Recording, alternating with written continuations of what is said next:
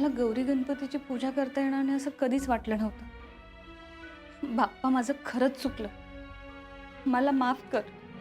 पण तुझ्या पूजेची प्रथा माझ्या घरची मोडू देऊ नकोस. काकी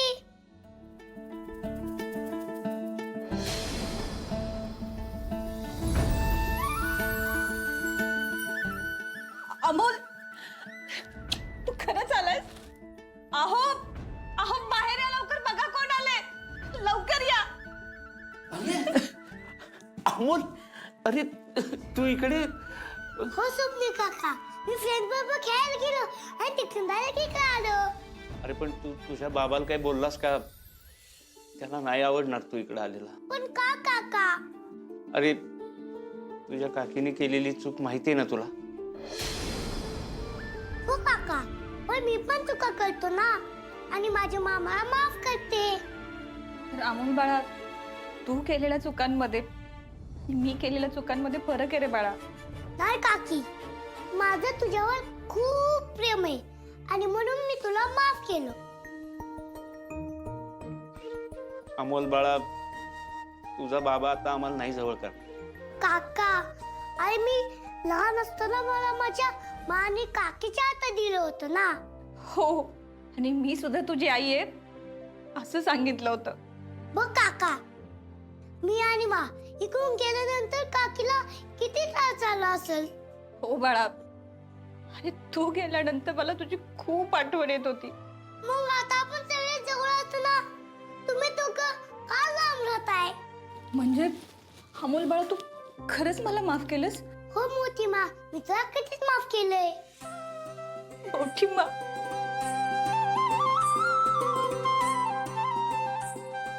अमोल,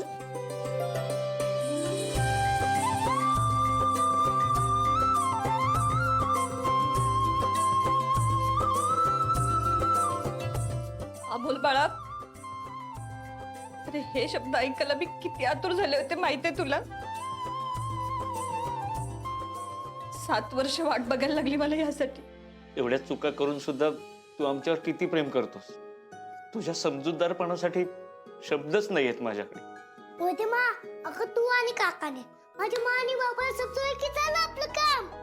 अमोल बाळा, तू सोबत असशील ना, तुम्ही कुणालाही समजावेत. अमोल, तुझ्यातला समजूतदारपणा मोठ्यांच्या सुद्धा पाहायला नाही मिळत बाळा. तू एवढा समजूतदार कसा रे? माझ्या मामुळे काका, माझी मा पण एवढी समजूत आलंय. मा म्हणते चुका होत असतात, ते पण माफ करण्यासाठी. कोणत्याही गोष्टीला माफ करायला हवं. अमोल बाळा, तुझी मा अगदी बरोबर बोलते. मी ना आजच सगळ्यांची माफी मागते आणि तुझ्या बरोबर राहण्याची परवानगी मागते. अमोल बाळा, तू काय घडवून आणलंयस माहितीये का तुला? अहो, असं का बोलताय तुम्ही? मला फक्त आता अमोल जवळ हवाय, बाकी काहीच नको, खरंच. मग तो आज आपल्या बरोबर आहे ना? मग दिवसभर आपण मस्त खाऊ पिऊ खेळू मजा करू. रुपाली, आपण अमोल सोबत ज्या ज्या गोष्टी करायच्या अशी स्वप्न पाहिली होती ना, त्या सगळ्या गोष्टी करू. चालेल ना अमोल? हो काकी, माझी मा तुम्हाला नक्की माफ करेल. पण काकी, मला आता खूप भूक लागलीये, काहीतरी खायला दे ना पटकन. भूक लागली तुला? हा, मी लगेच आणते बनवून, हा, तुझ्यासाठी.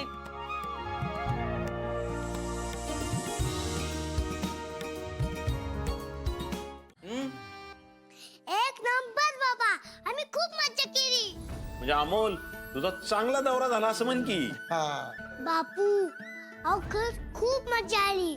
आम्ही भेळ खाल्ली, एकदम तिखट झणझणीत. होय, एक काम कर ना अमोल, तू जितू आणि टिनूला एकदा इकडे बोलव, आपण मस्तपैकी फिरायला जाऊ. हा बोलवा बोलवा, सगळी अशी लहान पोरं घरात बोलवा.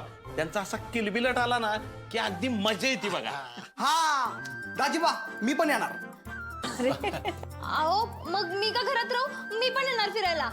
थांबा, अरे मी जितू आणि टीनू सोबत नव्हतो गेलो.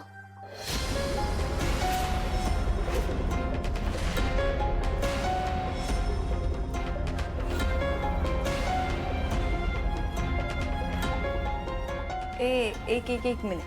अमोल, तू आत्ताच एका संकटातून वाचलाय. तू कुठे होतास मग? कोणासोबत होतास? यांच्याकडे.